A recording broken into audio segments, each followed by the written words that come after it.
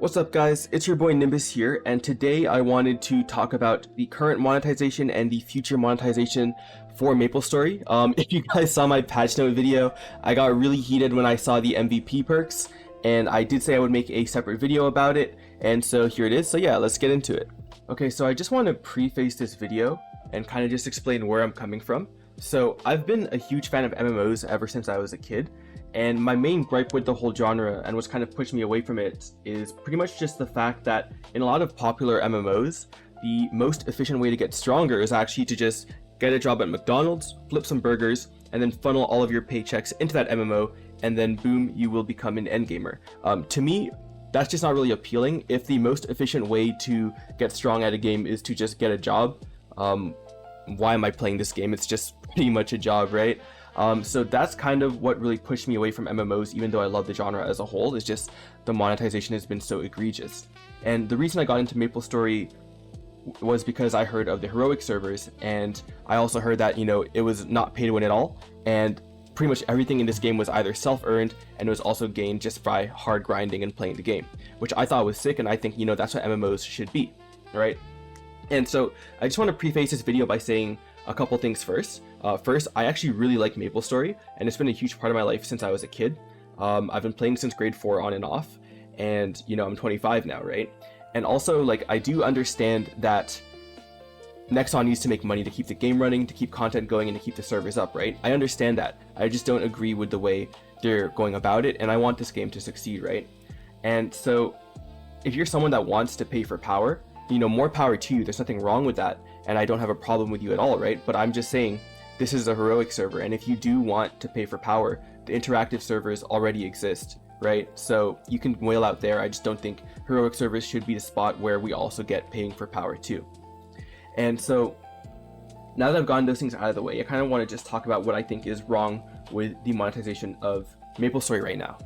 And so the first thing is that obviously, I think the biggest slap in the face was the quality of life upgrades for cubes being locked behind a $600 total fee or a $200 a month subscription. I think that's ridiculous, right? I know a lot of people that have spent days, like multiple days, sitting at their computer, just cubing, looking for 3 lines, looking for double primes, and it's just really, really painful, honestly, to do. To sit there, you know, you could be whopping all day instead, and instead you've spent like 16, 20, 30 hours just looking at your cubes going, and God forbid you roll over, right? Like, the fact that it's expensive isn't really an issue. It's more so the fact of how time consuming it is and how unfun it is to do. You could actually be there for days looking for double primes. And I think locking behind like this quality of life behind a paywall is just disgusting and not acceptable. I think this should be something for everyone, or it should be at a significantly lower price point if they really, really wanted to monetize it. I just don't agree with this at all, right?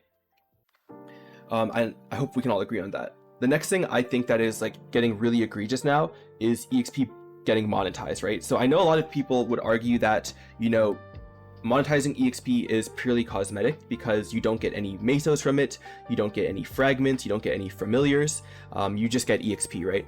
But I think, at least back when I got into MapleStory in like 2021, 2022, when you saw a high-level person walking around, there was no doubt that they played this game and they earned this level, right? And there's almost like a sense of prestige to that, you know what I mean? You see like a 291 walking around, and there's a little bit of prestige to that. It's an achievement that you earned, at least back then in MapleStory. But now with saunas, and especially now the new MVP perks, that prestige is almost gone. You know, when you see someone walking around, you don't really know if they earned it or if they just swiped their way to it, which is honestly a little disappointing to me because leveling and being a high level was always something that was really prestigious in MapleStory, even when you think about back in the old days when like Fangblade became the first level 200. I just think it takes away a lot of the prestige behind it, and on top of the prestige, you actually are paying for power. Why? Because levels give you FD on bosses, which is up to 10% bonus damage if you are 5 levels over the boss, so about 2% a level. And on top of that, you also get access to more symbols, which will just give you more stats that you wouldn't have because you wouldn't be that level unless you swiped, right? And so just to kind of break down how like much EXP someone that's MVP plaque is going to be getting in the winter update, I'm just going to go ahead and just do the calculations here in front of everybody. So again, this is Nexon's page. This is what it looks like. And so I just want to bring your attention to a couple things first. First of all, that there is a ton of like bonus EXP every single week for people that are MVP Black or MVP Red. Again, you are getting, what is that, 10 3x coupons a week, 10 bonus MVPs, along with 14 4x coupons, so that's about 7 hours of 4x, along with 14 like juiced MVPs with 70% bonus EXP, right? So this is like a ton of extra EXP from training, even if it's just 7 hours a week. And on top of that, MVP Black also gets another 10 70% bonus EXPs. Now obviously these will be going into like MVPs very frequently, but it's just the fact that you have access to this every week. It adds up a lot over the months, right? And obviously, you know, I do understand and I can acknowledge that the price point for these are extremely high. This is like a $1,500 perk that you should pay $500 a month to maintain, and this is like a $3,000 perk, right? I understand that, but at the same time, I just think that we can do other things to incentivize people to spend money on the game or to reward whales for whaling without giving them so much EXP. On top of that, another thing too is going to be the 72-hour resort use, right? Again, I'm going to break down how much AFK EXP it is, but on top of that, they're also getting a 15% bonus EXP ring, right? And on top of that, they're going to be getting a permanent prepared pendant of the spirit, which is already 45% bonus EXP. And on top of that, they're also going to be getting, where is it? This kinship ring, which can go up to another 30% bonus EXP if you're trading, or if you're training with other MVP people. But let's say it's like 15% too. That's almost like 60% just passive bonus EXP on top of all of these coupons, which are, you know, for a limited amount of time, but just a passive bonus 60% on top of the 72 hours or 48 hours or whatever hours you have in the sauna, I think is just like egregious, right? So again, I'm going to just go ahead and pull up Wacky Beans and just break down how much actual EXP we're talking right now. So I'm going to be using myself as an example here. I'm currently level 287, and as we can see in Wacky Beans right here in the VIP sauna, I would be getting 0.315% EXP an hour. I'm just going to zoom in so you guys can see that better. So again, 0.315% an hour, right? So if I were to get 0.315% an hour and I did 24 hours in the sauna every week, right, I would be getting 7.56%, right? And then I do that over a month, which is 4 weeks, I'll be getting 30%, right? And so that's fine. That's already a lot, right? So that's 30.42%. And then so if I were to also do my 72 hours a month in the MVP Black sauna, I'm going to be getting 22.68%. So in total, it's about like 53% of my EXP bar a month, right? And so if we were to do 0.315, because in the winter update, I don't know if we're getting this or not, but the sauna looks like it's going to be going up to 48 hours. It's going to be what, almost 83% a month in just EXP at level 287. So like, you guys see why this can potentially be a problem, right? For someone to level up a month right now, like once a month in MapleStory, you're probably playing like 10 to 12 hours a day farming, realistically, right? And so I just think this is really egregious because, like, especially when the winter update comes out, people will be doing like 80% of their level at 287 a month, and it'll just get more and more like emphasized the lower level you are too, right? So like theoretically, someone could potentially get to 290 just by AFKing. And I know, again, I understand they won't have any frags, they won't have any fams, they won't have any node stones really either, right? But it's just the fact that you can get to Talahart just by AFKing, I think is a little egregious, right? And so I also wanted to just break down how much actual EXP difference someone that's MVP Black is getting over someone that is not, just in the day-to-day, right? So here are my rates right now. I'm doing about like 0.28% an hour, right? Let me just make sure my config's good. Oh no, it's not, it's missing some, right? So this is just like with my base EXP setup, assuming I don't have anything else going on. This is how much EXP I'm usually doing, right? And so if I were to put in that passive 60% EXP, right? How much are we getting? So I can put in 10 here in the title, or 50 here in the title, and let's say I put 10 in the Legion board. So as you can see, like the EXP is significantly higher, right? So it's 0.31. I understand I changed my level, so it's 0.3 here. And if I get rid of these, and I get rid of the title too, you'll see that they're doing like an extra like 0.05 an hour, which is roughly like 15%, I would say. Yeah, so roughly like 17% bonus EXP. So again, it's not egregious, but it's just a compounding effect, right? They're doing more EXP like this, and it's just like, I just feel like it's way too much EXP to be giving someone just for paying the game. And again, so like, what are the alternatives, right? Like, what do I think we can give these people that are swiping and keeping these servers up instead? Like, I think they can be getting better cosmetics. One of the other servers recently released a merchandise shop where they give merchandise, like actual exclusive merchandise that's like physical, like shirts, bags, plushies, like those get given to MVP members too, right? And like, I think we can do more things like that. I think we can give them more cosmetics. I don't have any issue with the other quality of life things as much, but I just think like the amount of sheer EXP we're giving people that are MVP'd is just a lot, you know what I mean?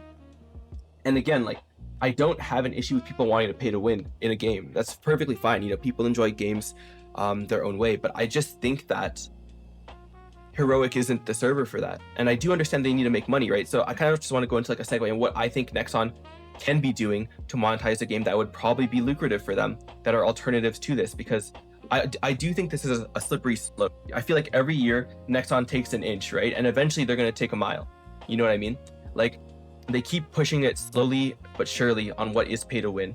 And now we're seeing things like the Sea of Battle Pass, where it is indirectly giving people more mesos, because you could essentially get a item burn, you can get like an N-Lot mule or N-Lomian mule, and that is just an extra bill a week into your account. Yes, it, you know, isn't that much in the grand scheme of things, but it's just the fact that they're giving this to people, which is like indirectly paying for power. And I think in the next winter update, I don't know if Nexon's going to do it or not, but KMS did have a battle pass, or a bunch of battle passes actually, where you can get more EXP, you can get more strength, and the most egregious one I think that I really don't want to see come to GMS is paying for a faster liberation in the Challenger world. You know, I don't know if we're going to get that or not, but who knows at this point, right? And so let's just try and like segue into what I think Nexon should be doing to better monetize the game to make more money. So I do think that first and foremost, you know, they can just make better NX and people will spend more money. You know, like if we look at the cash shop right now, and I'm just going to open up MapleStory here for me. If we just go into the cash shop, right, what is for sale here right now? You know, if I wanted to completely whale out and I wanted to hit MVP Black right now, what could I even purchase, right? So let's say I buy all 3 VAC pets. Okay, that's $300. I still need to spend $2,700. Let's say, you know, I don't even like how these VAC pets look. I want to put a, you know, a skin on them. You know, I can spend another $25 here. I still have like $2,600 and something to do, you know what I mean? So what else is there to purchase, right? Some little pets here for the skins, sure. What else? All that there is to spend money on is these shitty style boxes, right? And like, the NX isn't even good, right? Like, I could look like this, I guess, you know, but there's not any good NX. And there's a lot of legacy NX that people want. And how do you get those? Through another like cancer system, which is like the tickets, right? The premium tickets or whatever they are. I just think that like there are so many ways to monetize this game cosmetically that people would spend money on, right? For example, why can't we get more UI skins? I feel like people would love to spend money on UI skins because it makes the game look a little different. Why can't we get, for example, coloring prisms to just recolor the effects of our skills? Maybe I'm tired of looking at purple as a Demon Slayer. Maybe I want my Demon Slayer to be blue now to match my like a blue fit I have. I feel like people would pay a monthly subscription to monetize how their skills look and give them different color schemes, right? People have really ugly familiars, you know? I have a familiar from Arcus that is like those little like robot dogs. I think it's ugly as hell. I would pay money to put skins on my familiars so that they look cooler, right? There are a lot of things they can do to monetize, right? I think that introducing a in-house version of the Steam market would be super profitable. People want to change their NX all the time. And instead of just having these dead NX items and like having the shitty ticket system that no one wants to interact with, I would be down to pay a $6 premium to list my old NX on the Steam market or whatever like they come out with, right? And I feel like that would be super lucrative for them because Fashion Story is the end game. And I've spent hundreds of dollars on fits at this point, right? Over like the course of me playing. And I just think that, honestly, I think the Steam market was super profitable for them. maybe not as profitable at whale baiting, but I think for the general population, they were making a good amount of money, and the whales that wanted skins that weren't on the Steam market would still go and pay for these style boxes anyways, right? So I do think there are ways for them to monetize the game without having it be like so egregious and having it not be pay for power. I think there are ways they can fix it. I just don't think they want to, because they are greedy and they are more focused on the short-term health of the game. One of the biggest reasons people don't play MMOs is because of how egregious the monetization it always gets into the game, and how the game is just like a skin for a casino or for, you know, a way to drain players' wallets, right? And I think that Nexon is really onto something with the heroic servers. It's really fun and the player base is growing, but they keep pushing people away with all these things they're doing, which are other issues, you know, like patches, game being down, all that stuff too. But at the same time, I feel like the monetization can potentially push a lot of people away, and I really hope they fix it before it's too late, because again, I do want MapleStory to thrive, and I do not think what they're doing is going to be good for the overall health of the game and the sentiment that players have towards Nexon. So yeah, like, let me know what you guys think. I feel like I have a very different opinion from a lot of other people. Me and Bounce Slash, if you guys know who that is, have been talking about it. I'll link his video too, because I think he also has some really good points. But yeah, like, I just don't think this is the move, and I do think this is going to end up hurting the game long term, just to like squeeze some more short-term profit out of players. So yeah, I'll catch you guys in the next video, and yeah, don't forget to like, comment, subscribe. I want to hear what you guys think, so leave a comment, and yeah, bye-bye.